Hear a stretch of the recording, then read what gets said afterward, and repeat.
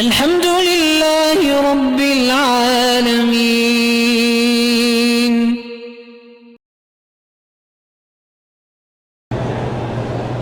میرے بہن بھائیوں کے رشتے نہیں ہوتے۔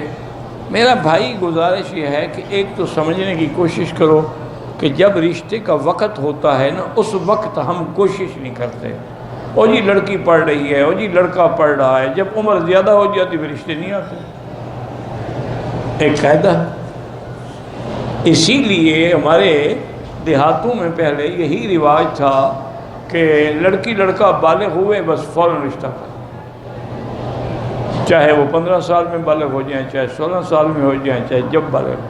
میرے خود والد صاحب کو رشتہ ہوا نا، میرے جو نانا مرحوم تھے نا بہت بڑے عالم تھے، یعنی میرے والد صاحب جب پڑھتے تھے نا اس وقت وہ پڑھاتے تھے، اس وقت بھی وہ عالم تھے اور والد صاحب ابھی پڑھ رہے تھے، لیکن بدقسمتی ہے کہ بریلوی عالم تھے۔ اور میرے والد صاحب دیوبند سے پڑھ کے آئے، جوانی بھی تھی، تازہ علم بھی تھا، تو آپ جناب تقریریں کرتے ان کے خلاف، اور وہ اتنے بڑے عالم تھے اور متقی پرہیزگار اور اتنا خوبصورت آدمی تھا۔ میں نے تو نہیں دیکھا اپنے نانا کو، لوگ کہتے ہیں جو زندہ ہے وہ کہتے ہیں کہ حضرت کپڑا سر پہ چہرے پہ ڈال کے بیٹھتے تھے، باہر جاتے تھے تو ایسے تھوڑا سا کپڑا کھینچ دیتے تھے چادر کا کہ کوئی لڑکی یا عورت دیکھ کے فتنے میں مبتلا نہ ہو جائے، اتنا خوبصورت آدمی تھا۔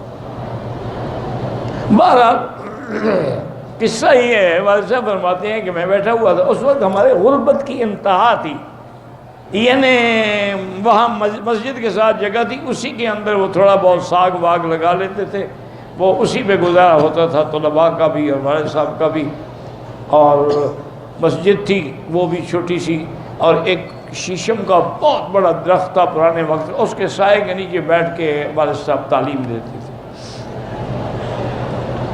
غربت کا عالم تھا، غربت کی انتہا تھی۔ والد صاحب فرماتے ہیں کہ میں بخاری شریف پتہ نہیں کوئی کتاب پڑھا، دیکھا تو میں نے دیکھا کہ مولانا تشریف لا رہے ہیں۔ میں حیران ہو گیا کہ مولانا غلام رسول صاحب میرے مدرسے میں کیسے آئے۔ میں خیر جلدی سے اٹھا، بزرگ تھے، عالم تھے، میں نے ان کی گھوڑی پکڑی، طلباء سے کہا کہ گھوڑی کی طرف لے جاؤ، ایک ٹوٹی پھوٹی چارپائی تھی اس پہ آ کے حضرت کو بٹھایا۔ میں نے کہا حضرت کیسے تشریف لائے؟ فرمانے لگے بھائی میری لڑکی رات بالغ ہو گئی ہے، میں تمہیں رشتہ دینے کے لیے آیا۔